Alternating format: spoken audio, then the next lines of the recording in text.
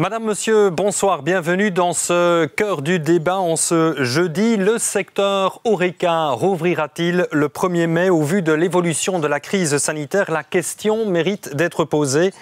Mais la pression se fait de plus en plus forte et certains restaurateurs et autres cafetiers n'hésitent pas à dire qu'ils rouvriront coûte que coûte, question de survie.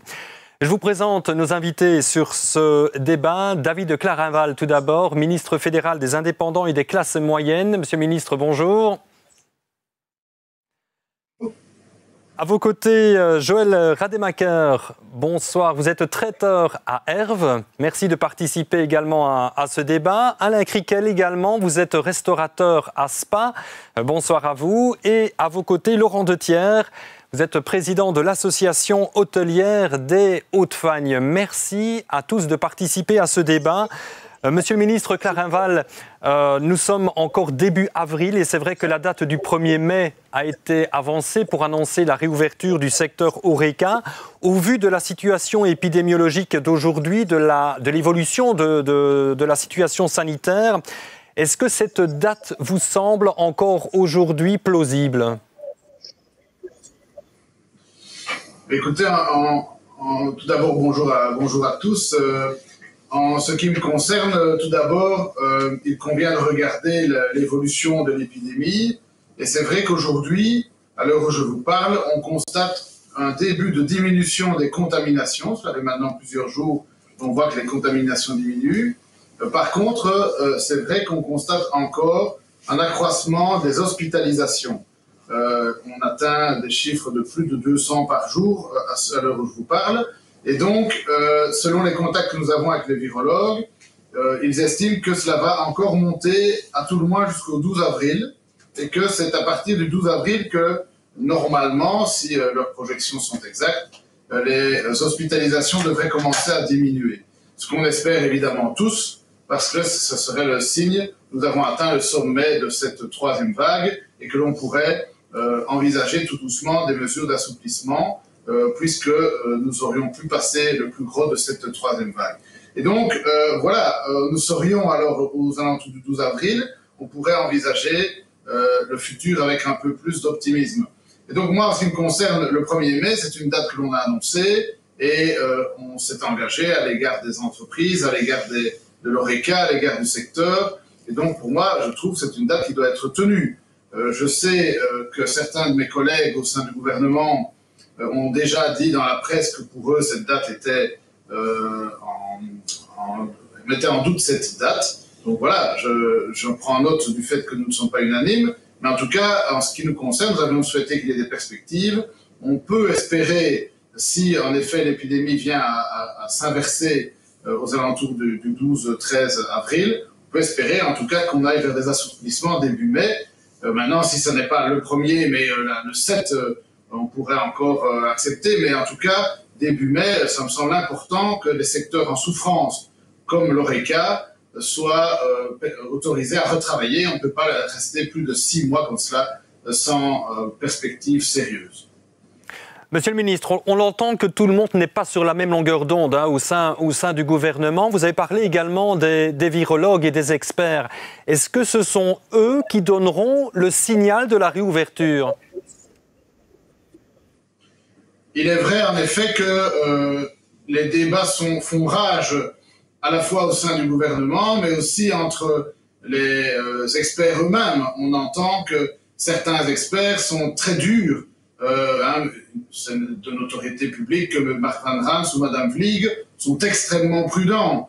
D'autres experts sont plus optimistes et en tout cas estiment qu'il y a moyen d'être un peu plus audacieux dans la manière de gérer la crise. Donc au sein des experts, il y a un débat aussi. Et donc entre les politiques et les experts, il y a évidemment des positions différentes. Il est clair que c'est ensemble que l'on prendra une décision, les experts proposent et à la fin, ce sont les ministres du gouvernement fédéral et des différents gouvernements en comité de concertation qui décident, mais soyons de bon compte, les rapports des experts sont importants et sont souvent suivis par les politiques. Alors, on va prendre la réaction des acteurs de terrain qui participent à ce débat. Joël Rademacher, bonsoir. Vous êtes donc traiteur à Herve. Voilà, vous venez d'entendre ici les premières précisions données par le ministre Clarin-Valls ici. On a effectivement cité la date du 1er mai. Bon, lui, en tout cas, souhaite absolument qu'on la tienne avec peut-être cette liberté de s'accorder encore une semaine, mais pas plus. Réaction, quelle est la vôtre à ce que l'on vient d'entendre? Évidemment, j'espère que cette date va être maintenue. Ça c'est clair que moi, j'ai plusieurs activités dans mon entreprise, donc j'ai quelques points de restauration, mais la plupart, la plus grosse partie de mon activité, c'est évidemment les événements sur des lieux comme le circuit, comme le Standard de Liège ou le Palais des Congrès. Et là, malheureusement, depuis le 1er mars 2020, on n'a eu que quelques semaines d'activité. Et donc moi, je voudrais savoir quand est-ce que les événements de plus de 20, 30, 50 ou 100, 500, comme on avait l'habitude de faire, pourront avoir lieu. Oui, donc c'est ça. Donc votre activité, Joël Rademacher, on l'entend, hein, vous faites partie évidemment du secteur de l'ORECA, mais directement lié, vous, aux événements. On va effectivement en parler durant ce débat. Vous avez dit que vous êtes à l'arrêt quasi depuis le 1er mars 2020, c'est cela? Avec quelles conséquences sur votre entreprise? Aujourd'hui, notre entreprise, elle fait un chiffre d'affaires, elle garde un petit chiffre d'affaires parce que nous avons des activités assez, je dirais, assez larges par rapport à l'ORECA. Donc, on a aussi un magasin d'épicerie fine, on a aussi 2 restaurants d'entreprise qui restent ouverts, mais le cœur de notre activité, c'est les événements. Et là, depuis un an, on en a fait une quinzaine au lieu de 1500. Donc, j'ai en permanence 50 personnes qui sont au chômage. Alors, on poursuit notre tour d'horizon. On se rend à Spa avec Alain Criquel. Bonsoir Alain, vous êtes restaurateur. Peut-être une réaction tout d'abord à ce qui vient d'être précisé au niveau de la réouverture possible le 1er ou le 7 mai, aux alentours du 7 mai. Ben oui, nous, c'est une date qu'on s'est fixée, presque une date butoir d'ouverture, parce qu'il n'y a pas qu'un problème financier. Dans cet arrêt à long terme, il y a aussi un problème que le personnel de qualité change de secteur. Et ça devient aussi quelque chose qui va être très compliqué à la réouverture. Quand on est pour des gens qui ne peuvent plus travailler pendant 6-7 mois, vous comprenez qu'à un moment donné, ils s'orientent même des fois par désespoir ou par... voilà, ils changent et nous, on se retrouve que quand on va devoir ouvrir, on va avoir non seulement une problématique de voir de comment on va rouvrir, parce que voilà, on dit qu'on va rouvrir le 1er mai, mais on va rouvrir avec quelles conditions sanitaires? On ne le sait pas. On va rouvrir avec quelle aide pour nous aider? Est-ce qu'il va y avoir des diminutions de TVA et autres? On ne le sait pas. Je trouve qu'on on est un secteur où on nous laisse dans le vague, et ici on a l'impression. Ah, voilà, on espère vous récupérer à Alain Criquel. On a perdu momentanément, je l'espère, la connexion avec vous. Je reviens vers vous dans un instant. Laurent Dethier, vous êtes président de l'association hôtelière des Hauts-de-Fagne. Peut-être là aussi, une réaction sur cette date du 1er mai. Oui, bien sûr, c'est de la date qu'on se fixe tous, mais à côté de ça, on est quand même surtout, je vais dire, à la traîne au niveau des aides, quand on voit la différence qu'il y a entre les régions. Et je pense que même si on ouvre le 1er mai, il y en a beaucoup qui vont rester sur le carreau. Donc, c'est un ensemble de tout. Ouvrir le 1er mai, je pense que c'est impératif, aussi bien pour les établissements que pour le personnel. Mais s'il n'y a pas aussi des aides qui ont été promises depuis très très longtemps et qui ne sont toujours pas là, je pense que malheureusement, ce sera très difficile pour beaucoup de se relever. Précisez peut-être, Laurent Dethier, tout d'abord, vous êtes président de l'association hôtelière des Hauts-de-Fagne, c'est-à-dire que vous regroupez combien d'hôtels dans votre association? Alors pour le moment, l'association hôtelière des Hauts-de-Fagne représente 23 membres, 23 hôtels, plus ou moins 300 chambres, 2 restaurants étoilés. Ça va de Spa à la frontière allemande. Et je suis aussi là en représentant l'association hôtelière des restaurants de Spa et environ, qui m'ont demandé vraiment d'appuyer les deux associations. Donc voilà, c'est un secteur très important pour toute la région et ça fait travailler énormément de monde, plus nos fournisseurs, nos producteurs. Voilà, c'est un ensemble de tout qui est complètement impacté par ce problème. Aujourd'hui, Laurent Dethier, votre secteur est totalement à l'arrêt? Non, pas totalement à l'arrêt, heureusement, parce que sinon je pense qu'on ne serait plus là, on ne serait pas là pour en discuter. Je pense qu'on a de la chance d'avoir une région qui attire quand même encore un petit peu de monde. Mais bon, il y a quand même les attraits de la nature qui sont là, parce que malheureusement, à côté de ça, pour l'instant, tout le reste est fermé. Ici sur Spa, les thermes sont fermés, le casino, enfin tout. Pour le moment, les magasins, donc ça n'attire pas grand monde. Donc heureusement, il nous reste la nature qui attire un peu du monde et qui nous permet de travailler un petit peu et de survivre. Alain Criquel, je ne sais pas, est-ce que vous nous entendez? On espère vous avoir récupéré. Est-ce que vous pouvez, Alain Criquel, nous préciser peut-être le nombre d'établissements que vous gérez à Spa?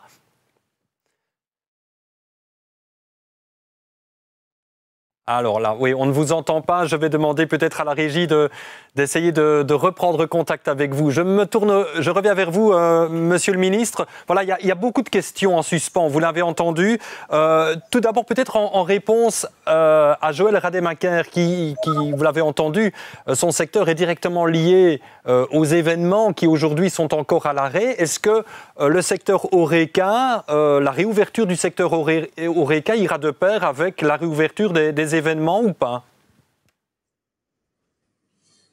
Oui, en effet. Donc, M. Rademacher, d'une part, M. Criquel, d'autre part, et M. Dethier également, représentent trois secteurs différents, tout d'abord.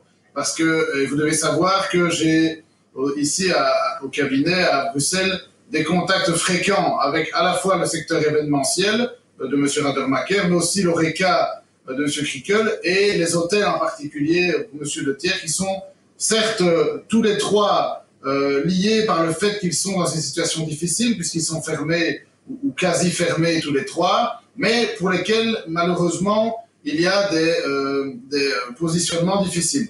Je m'explique. Monsieur Rademacher, en effet, moi je me bats pour ouvrir l'Horeca le 1er mai, mais aussi pour avoir le plan extérieur. Vous vous rappelez, on a des assouplissements en termes du nombre de personnes qui peuvent se voir ensemble à l'extérieur et toute une série de choses qui sont programmées également. Et donc, mais on a encore une jauge de 50 personnes. C'est illusoire de penser que le 1er mai, on pourra aller au-delà d'une jauge maximale de 50 personnes.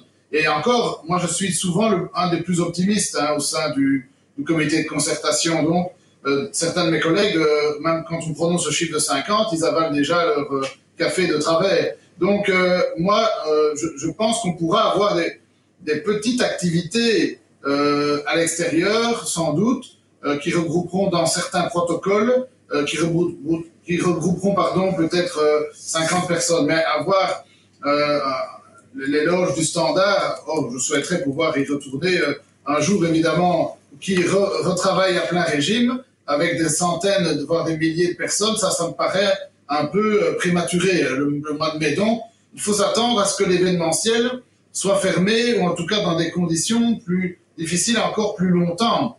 Et ça, je sais que ce n'est pas une nouvelle qui vous réjouit, mais je ne peux pas dire le contraire. Ce serait illusoire de croire que des grands événements vont avoir lieu dans les mois de mai, juin, peut-être qu'après l'été, quand nous aurons atteint un taux de vaccination qui permettra d'avoir une grande couverture vaccinale en Belgique, on pourra alors à ce moment-là envisager des activités plus grandes, mais dans un premier temps, on va surtout se concentrer sur ces activités plus petites à l'extérieur et puis ensuite à l'intérieur. Pour M. Criquel, les questions sont évidemment importantes.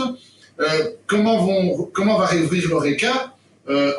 Eh bien, moi, je plaide pour que l'on reprenne le protocole qui avait été celui mis en place au sortir de la première vague. Hein, les indépendants, les restaurateurs ont investi dans du matériel à l'époque.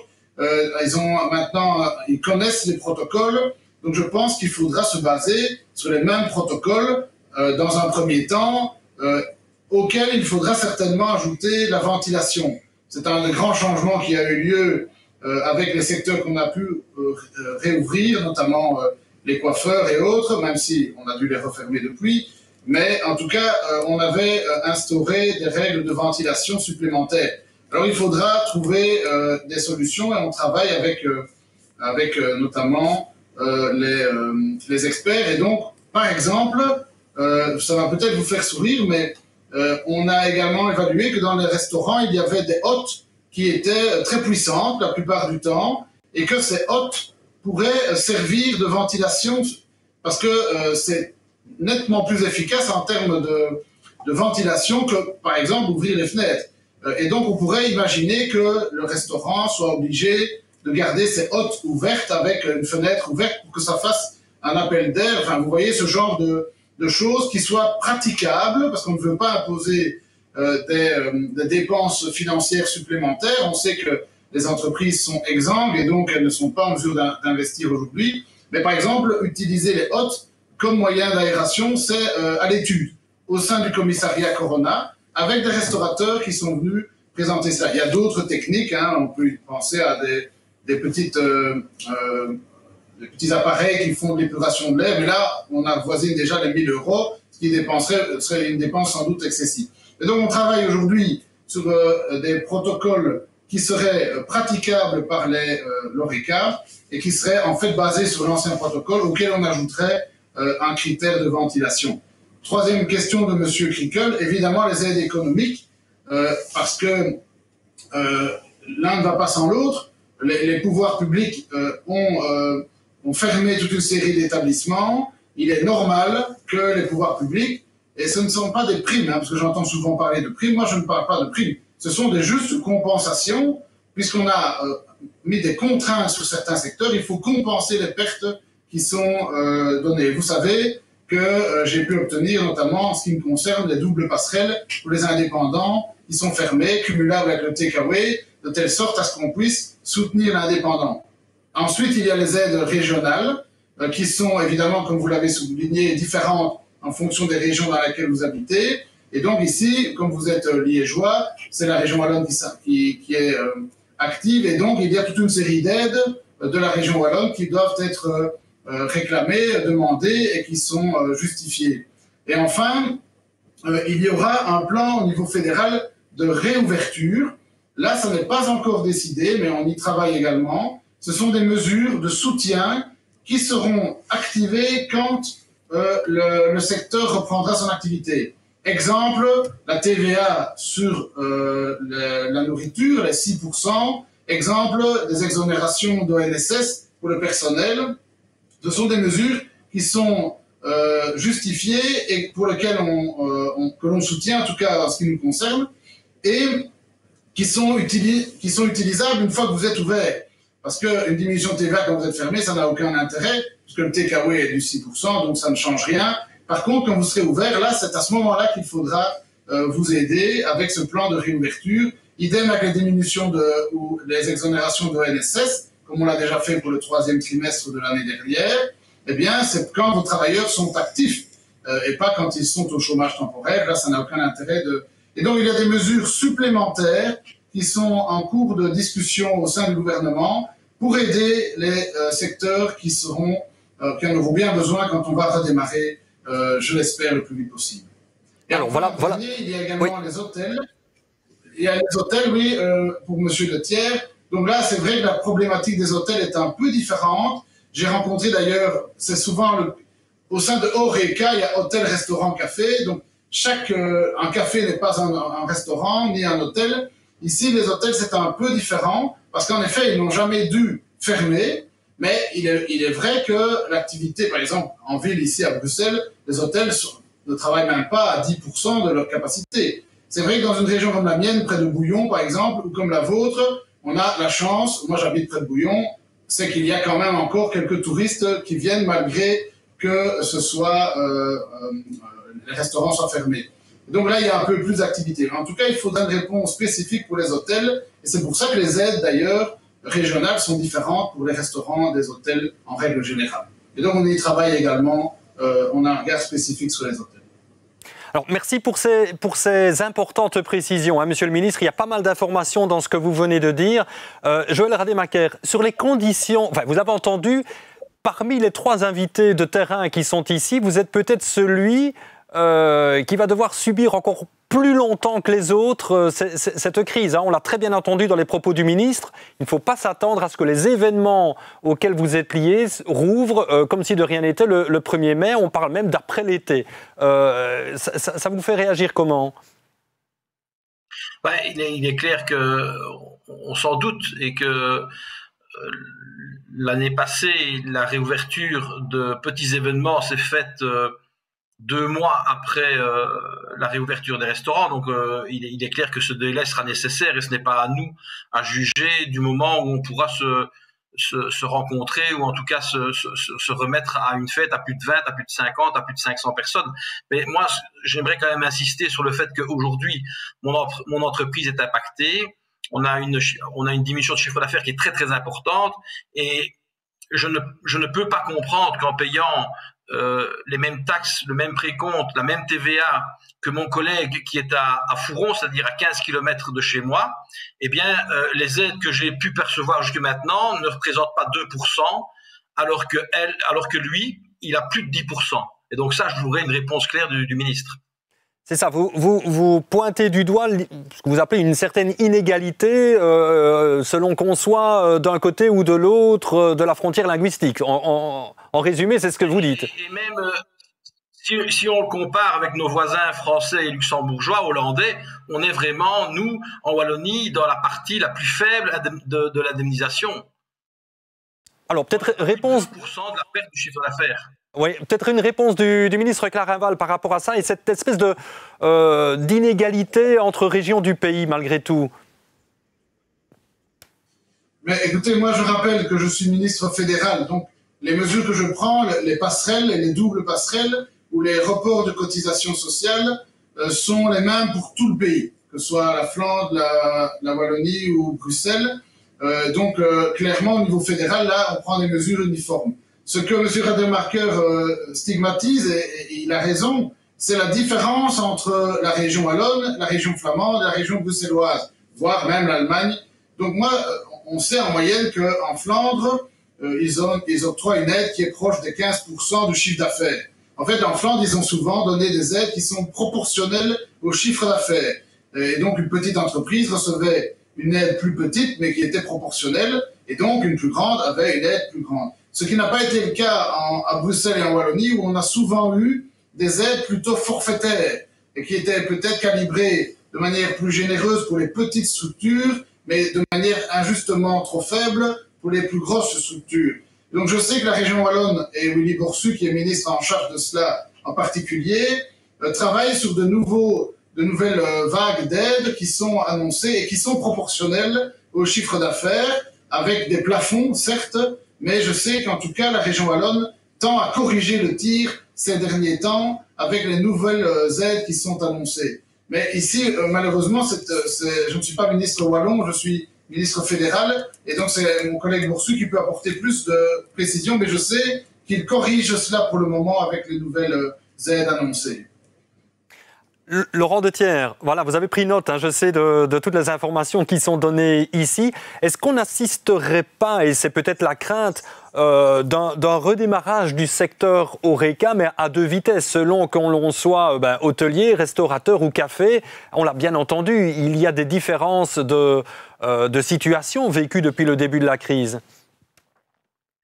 Oui, bien sûr. Il y a aussi quelque chose qui est très frustrant pour nous qui sommes des professionnels de l'HoReCa. Notre métier, c'est de loger des gens, de nourrir des gens. On respecte tout ce qu'on nous a imposé depuis le début, que ce soit les règles sanitaires, les plexis, etc. Et je pense qu'aujourd'hui, si beaucoup d'entre nous n'ont pas encore franchi le cap de réouvrir sans autorisation, c'est à cause qu'ils ont peur des sanctions et de tout ce qui pourrait en découler. Mais par contre, on voit à côté de ça tout je vais dire, le commerce parallèle qui continue à fonctionner, qui est souvent une activité complémentaire. Je veux parler des Airbnb, chambres d'hôtes et gîtes. toute cette partie-là continue à fonctionner tout à fait normalement. Et ça, franchement, pour nous, c'est dur parce que nous, c'est notre métier, on vit de ça. Et c'est très frustrant de voir que tout ça fonctionne quasiment normalement et que nous sommes obligés de fermer ou de travailler très peu à cause de la situation qui est maintenant. Pourquoi cette différence, justement, Monsieur le Ministre? Peut-être, effectivement, on parle ici des chambres d'hôtes, des gîtes qui, en écoutant Laurent Dethier ici, fonctionneraient quasi normalement, et pour certains, en tout cas, tireraient peut-être même les marrons du feu de cette situation. Il y a une réponse à donner aux professionnels du secteur que Laurent Dethier représente ici? Mais à ma connaissance, les Airbnb et autres gîtes sont logés à la même enseigne que les hôtels, puisque les hôtels ne sont pas fermés.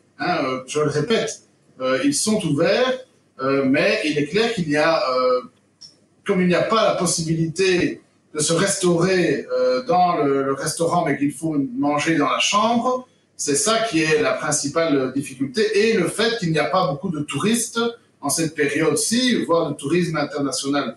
Donc, je veux dire, en tout cas sur le plan de la réglementation, il n'y a pas de différence entre un hôtel et un Airbnb. Mais c'est vrai que les structures étant plus petites, dans les Airbnb, elles peuvent plus facilement respecter les conditions d'ouverture qu'un hôtel. En tout cas, c'est plus... À ma connaissance, je ne vois que cela. Sinon, a priori, il n'y a pas de différence dans la réglementation. Au contraire, les gîtes sont même limités à 10 personnes, si je ne m'abuse pour le moment. Oui, Laurent Dethier. Certain qu'il y a probablement des propriétaires de gîtes et chambres d'hôtes qui font très bien leur boulot, je ne discute surtout pas, mais le problème c'est que nous en tant que professionnels, si on est contrôlé demain, et là on peut avoir un contrôle à tout moment et on ne pourra pas empêcher ce contrôle, qu'une chambre d'hôte ou un gîte ou un Airbnb, s'ils décident de ne pas ouvrir la porte, la police ne peut pas contrôler à l'intérieur. Donc là je pense qu'il y a un gros problème et je suis restaurateur, je fais du takeaway, je parle avec mes collègues, et quand on a des commandes de 10 ou 15 personnes de plats emportés, je pense que là, il y a un problème. Et donc, voilà, c'est simplement ça que je voulais dire, mais bon, tout le monde n'est pas comme ça. Je connais beaucoup de gîtes qui travaillent bien, qui respectent les règles, mais c'est vrai que nous, voilà, nos hôtels ne sont pas complets aujourd'hui. On annonce 90% de gîtes complets dans la région, et bon, voilà, donc c'est difficile pour nous qui vivons, c'est notre métier, c'est notre activité principale, et donc voilà, c'est un peu difficile à avaler, je vais dire. Alors, on a récupéré entre-temps Alain Criquel. J'espère qu'Alain nous entend et je ne sais pas s'il a eu l'occasion de suivre l'évolution de la discussion en attendant, mais au moment où on a perdu la connexion avec vous, Alain Criquel, on parlait des conditions, en tout cas, le ministre Clarinval parlait des conditions de réouverture possibles dans les restaurants. Est-ce que, bon, en écoutant ces conditions-là, est-ce que vous pouvez assurer qu'au vu de ce qui a été dit, vous pourrez rouvrir le 1er mai ou le 7 mai? Si on prend les mêmes conditions qu'on a eues après la première fermeture, oui, tout est installé, tout est aux normes, on n'a pas aucun souci. On l'a fait une fois, ça s'est très bien passé, parce que je rappelle que quand on a rouvert, il n'y a pas eu d'augmentation de cas. Les augmentations sont revenues au mois de septembre quand les écoles et les entreprises ont rouvert. Donc nous, on est très confiants sur les normes sanitaires qui nous ont été demandées à l'époque. Moi, je reviens sur une question que vous m'avez dit au départ. Donc, moi, je gère plusieurs établissements. Je ne fais pas de takeaway, donc c'est-à-dire que j'ai 0% de chiffre d'affaires depuis 6 mois qu'on est fermé. Je dis que ça devient assez problématique. Oui, et la deuxième chose, c'est que les banques ne suivent pas vraiment, ne font pas tellement leur rôle aussi dans ce qui se passe pour le moment. ce qui se passe aussi, c'est qu'on doit garder, donc on n'a plus d'activité, mais on doit garder du personnel au niveau des bureaux, parce qu'il y a énormément de documents à remplir, énormément d'administratifs à faire pour avoir les droits passerelles, pour avoir des reports de crédit et autres. Donc ça fait aussi beaucoup de frais pour nous, or qu'on n'a plus aucune rentrée. Donc là, c'est pour ça que je dis qu'au mois de mai, ça devient impératif qu'on puisse rouvrir et nous, on est tout à fait prêts à le faire. Ça veut dire qu'Alain Criquel, vous rouvrirez coûte que coûte le 1er mai, sauf si on vous demande de reporter de 15 jours. Vous le ferez, vous respecterez la consigne ou pas? Parce que certains de vos collègues ont annoncé très clairement, quoi qu'on nous dise, on rouvrira. Moi, j'ai annoncé clairement sur mes réseaux sociaux que j'ouvrirai le 1er mai. Oui. Maintenant, on n'a plus d'autres solutions. Faut dire aussi qu'on n'est pas... Moi, j'ai l'impression que nous ne sommes pas fermés pour des conditions sanitaires. Nous sommes fermés pour des conditions économiques. Le gouvernement a choisi de fermer notre secteur. À un moment donné, il peut choisir d'en fermer un autre. On veut diminuer les mouvements des personnes, mais jusqu'à présent, on s'est focalisé sur notre secteur. J'ai une question que je pose depuis des mois à tout le monde. Je vais vous la poser à vous. À qui alliez-vous au restaurant avant la fermeture? C'est simple. La réponse, c'est mon épouse, mon collègue de travail, la personne avec qui je vais faire du sport, ma mère. Et maintenant, que faites-vous? Ces personnes-là, ils les côtoient. On va pas au restaurant avec quelqu'un qu'on va se promener dans la rue. Viens, on va au restaurant tous les deux. Donc, ce sont des gens qui, pour le moment, ont changé leurs habitudes, mais à la place de se voir au restaurant, ils se voient chez eux, où là, il n'y a aucune norme sanitaire respectée, en respectant le nombre de personnes. C'est autorisé maintenant d'être à 8 personnes à l'extérieur, sur une terrasse. Voilà, nous, dans notre secteur, on ne peut même pas travailler à l'extérieur. Monsieur le ministre, peut-être que répondre à cela. Et pourquoi est-ce que... on a parlé du secteur culturel, et il y a le secteur culturel d'un côté, il y a l'événementiel, il y a l'Horeca aujourd'hui. Est-ce que cette impression que certains secteurs ont été plus ciblés que d'autres est justifiée? C'est une excellente question. Moi, j'ai sans cesse posé cette question aux virologues. Rappelez-vous, quand il était question de fermer l'Horeca, moi j'avais une étude de la VIC qui démontrait que l'Horeca n'était pas plus, ne propageait pas plus le virus qu'un autre secteur. Frank Vandenbroek a sorti, lui, l'étude du Lancet, donc c'est une revue médicale anglaise, dans laquelle il faisait état du fait que dans les restaurants, parce qu'il y a une différence entre un café et un restaurant, dans les restaurants, le fait qu'on était fermé, dans un espace clos, mal ventilé, avec des contacts rapprochés pendant un certain temps, pendant 1 heure ou 2, sans masque, avec présence d'alcool, ce qui fait que la tension se relâche un peu.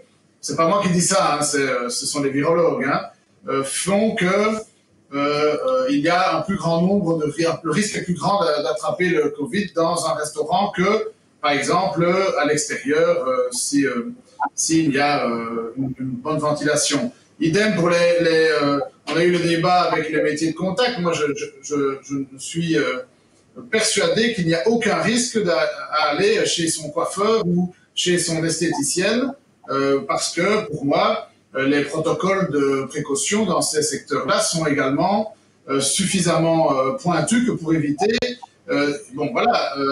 il y a à chaque fois des discussions très difficiles avec les virologues, et parfois ils justifient plus ou moins bien la base scientifique sur laquelle ils se basent pour choisir les secteurs. Mais chaque fois, ils viennent avec ce genre d'études. Pour l'Horeca, c'est cette étude du Lancet qui a été utilisée pour justifier cela. Donc moi, j'ai dû me plier à cette étude, puisque face à cela, je n'avais que des chiffres de la VIC. Donc, la VIC, c'est l'administration régionale wallonne, qui était moins scientifique, on va dire. Donc, ne croyez pas qu'on accepte sans broncher les décisions, parce que moi, je dois être convaincu. Et ici, en l'occurrence, c'est cette étude-là qui qui est la base chaque fois utilisée par les virologues pour justifier la fermeture de l'ORECA. C'est cette étude du Lancet qui a été faite fin de l'année dernière. Joël Rademacher, vous avez entendu Alain Krikel dire très clairement, moi, quoi qu'il arrive le 1er mai, je rouvre. Parce que c'est une question de survie. Il n'a pas employé le mot, mais on l'a deviné en tout cas. Vous seriez du même avis, vous, Joël Rademacher, de rouvrir coûte que coûte le 1er mai? Alors, je ne pense pas que moi, Joël Rademacher, peut décider d'une date. En tout cas, moi, je me plierai aux revendications et aux exigences sanitaires. Mais ce que je souhaite vraiment appliquer, c'est qu'à un moment donné, les aides soient réelles et qu'elles soient en fonction des tailles d'entreprise et de la durée de fermeture. Ça veut dire que celui qui est resté fermé 6 mois, il doit être indemnisé 6 mois. Celui qui a dû rester fermé 1 an, il doit être indemnisé 1 an.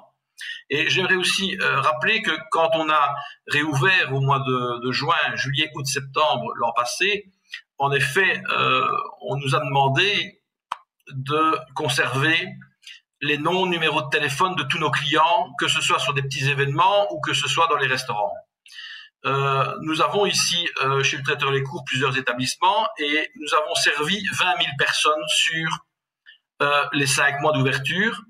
Et pas une seule fois, nous avons reçu un appel qui disait « Monsieur Rademacher, dans tel établissement, il y a une personne contaminée, veuillez nous donner le nom et coordonnées des personnes qui étaient dans la même salle que lui. » Et donc moi, je voudrais savoir à quoi ça servait ce tracing.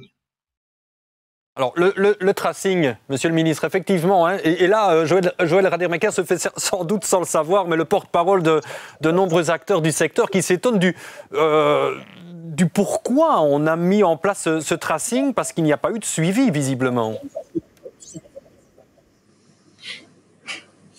Donc,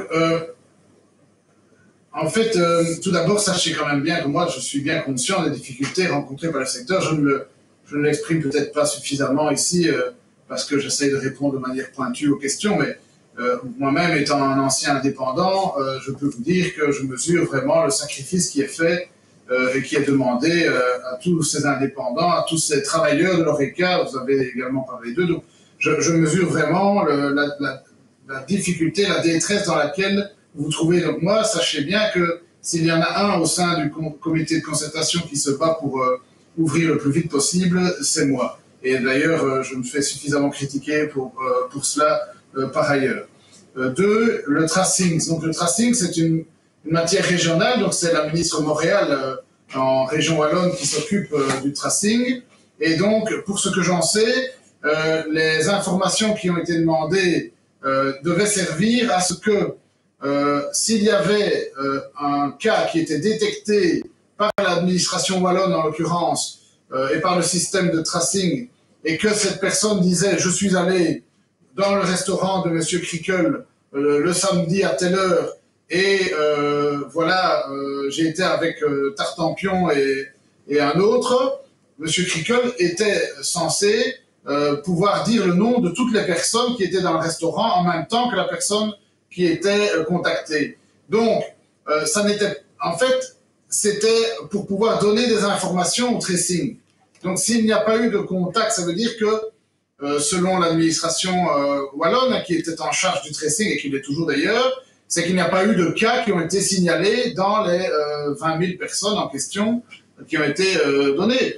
Donc, ça veut donc dire qu'il y avait très peu de cas qui étaient issus de l'ORECA, parce que sinon on aurait alors vu une explosion des détections et donc des informations demandées. Mais toutes les fédérations ORECA que j'ai rencontrées me disent la même chose. Donc, je pense que ce constat-là, il est général, et vous l'avez dit vous-même, la réouverture de l'ORECA n'a pas engendré d'augmentation des cas. Au contraire, ça a continué à diminuer. Donc moi, je suis convaincu que avec le retour des beaux jours ici du printemps, avec la vaccination qui augmente, on est à 1 500 000 personnes vaccinées aujourd'hui avec la première dose.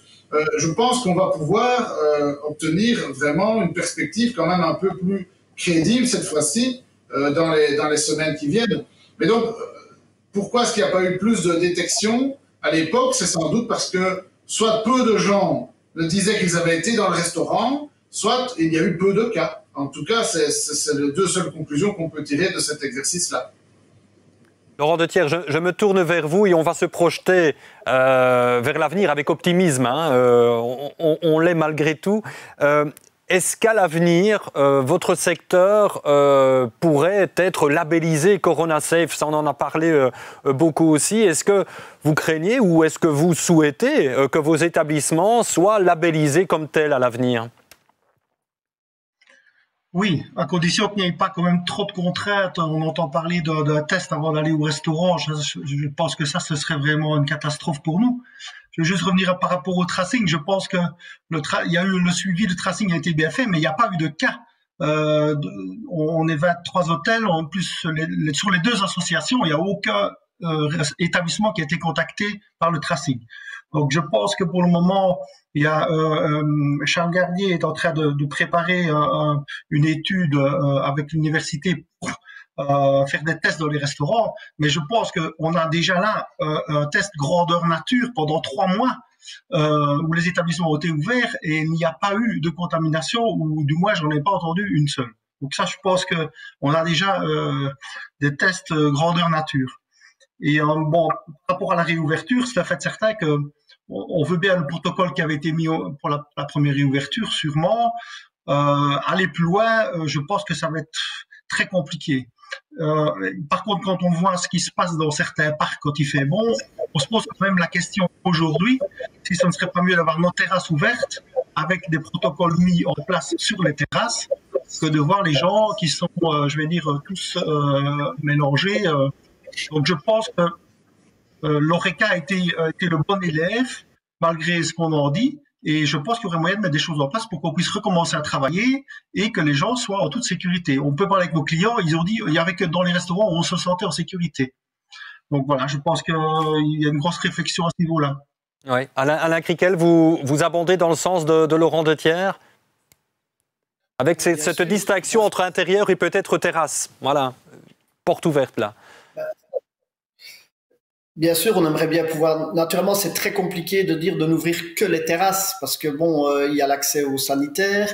On est dans un pays où le climat change très vite. Vous pouvez pas dire de remplir un établissement avec une terrasse de 150 personnes et que les gens sont en train de manger et qu'il arrive une averse hivernale et on se retrouve à ce que les gens quittent la table. Donc c'est assez compliqué de dire de n'ouvrir que les terrasses, mais c'est sûr qu'il faut absolument qu'on ait une ouverture, mais dans la même réglementation qui a été fait au premier confinement. Comme Laurent Dethier dit, faire plus, ça devient assez compliqué. Et pour le moment, quand on le voit tous sur les réseaux sociaux, je suis désolé, mais les gens n'arrivent plus à respecter. Ça a été trop long et dans les parcs, dès qu'il fait beau, vous l'avez tous vu comme moi, ce qui se passe. Et maintenant, je pense que les gens seraient plus en sécurité, comme Laurent le dit, dans nos établissements que laissés dans les rues et dans les parcs. Ouais. Et le label, est-ce que vous pourriez imaginer à l'avenir, vous, Alain Criquel, vos établissements labellisés Corona Safe, ça vous tenterait ou pas du tout, vous n'en voulez pas? Je ne sais pas du tout ce qui sera demandé, donc répondre à cette question, c'est difficile. Oui, on va poser la question à Monsieur le Ministre. C'est envisageable, c'est envisagé, ces établissements labellisés? On peut toujours envisager des labels. Les fédérations ORECA en ont parlé. Moi, je ne pense pas que ce soit ça la priorité. Je pense que la priorité, c'est vraiment d'avoir un protocole clair, le plus rapide possible, et de pouvoir ouvrir avant que les restaurants ne soient en faillite. Hein. Et donc, le label, on pourra peut-être venir après, mais j'espère qu'on n'en aura pas besoin, parce que j'espère qu'on va pouvoir retrouver une vie normale le plus vite possible. Cependant, vous avez évoqué les tests rapides. Je ne vous cache pas que c'est moi qui avais jeté un peu ce pavé dans la mare il y a quelques semaines, parce qu'à l'époque, on ne parlait pas encore des tests rapides. Aujourd'hui, vous voyez que maintenant, on en vend dans les pharmacies. Certes, il ne faut pas encore se précipiter parce que les stocks vont seulement être fournis cette semaine, mais ça prend sa place tout doucement dans les habitudes. Et donc, le test rapide le but n'est pas comme M. Krickel l'a dit, le but n'est pas d'imposer au restaurateur qu'il fasse faire un test à chaque client qui veut entrer. Hein. Je n'ai jamais dit ça. L'idée, c'était peut-être... En fait, l'idée, c'est simplement de dire certaines personnes qui veulent aller au restaurant font un test chez elles.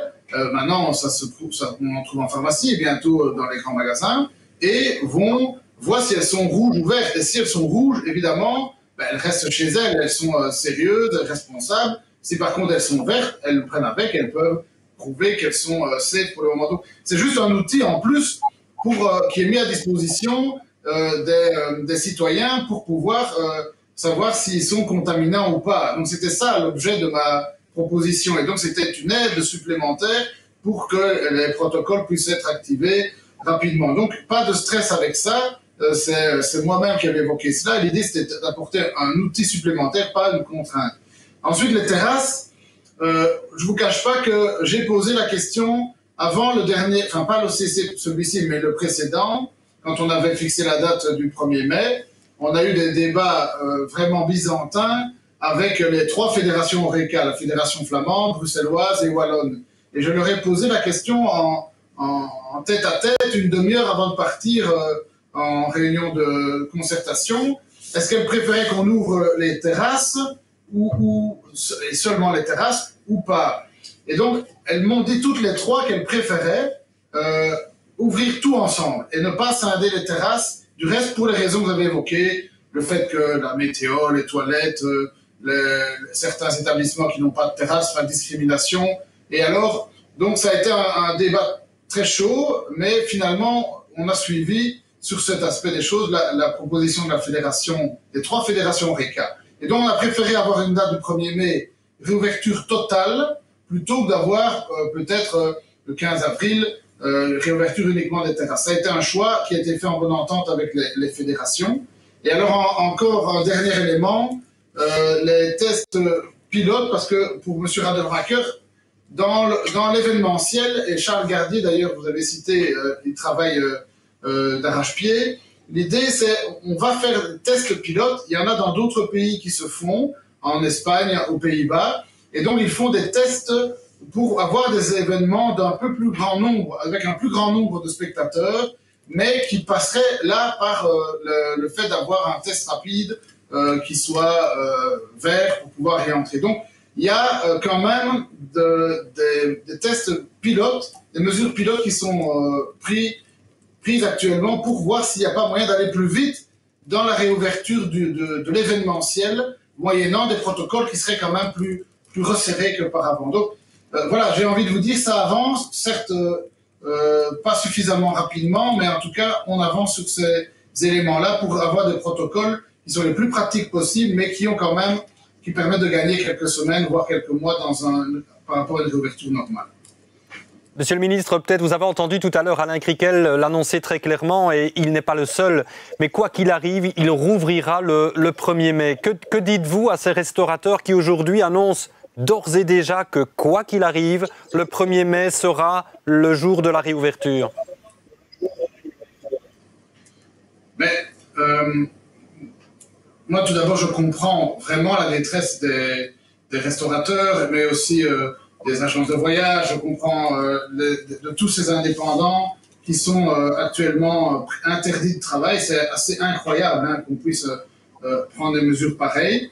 Donc, je comprends tout à fait. Je ne peux évidemment pas dire qu'ils peuvent faire ça parce que ça n'est pas justifiable, même si je les comprends. Moi, ce que j'espère, c'est qu'on pourra donner le go officiel pour la reprise de l'ORECA le 1er mai. C'est vraiment, j'espère qu'ils retravailleront tous le 1er mai parce qu'on l'aura décidé officiellement. Évidemment, s'il y a des activités qui se font clandestinement, ça, on peut pas l'accepter, et j'attire quand même l'attention de celles et ceux qui auraient envie de le faire sur les risques que cela comporte, et je ne serai pas enclin à les encourager à le faire. Mais donc, j'espère qu'on pourra tous ensemble ouvrir le 1er mai dans des conditions qui soient les plus soutenables possibles, parce qu'en effet, 6 mois, c'est très long, et ça ne peut plus durer. Vous ne vous sentez pas trop esseulé, Monsieur le Ministre, dans ce gouvernement, avec le discours qui est le vôtre aujourd'hui? Vous vous sentez soutenu malgré tout? J'ai le même discours depuis que je suis au gouvernement, et je l'étais déjà avant en tant que vice-premier ministre. Donc, mais c'est vrai que ce discours n'est pas partagé par tout le monde. Vous le savez, c'est pas un secret que de le dire. Et donc, c'est chaque fois des rapports de force en interne.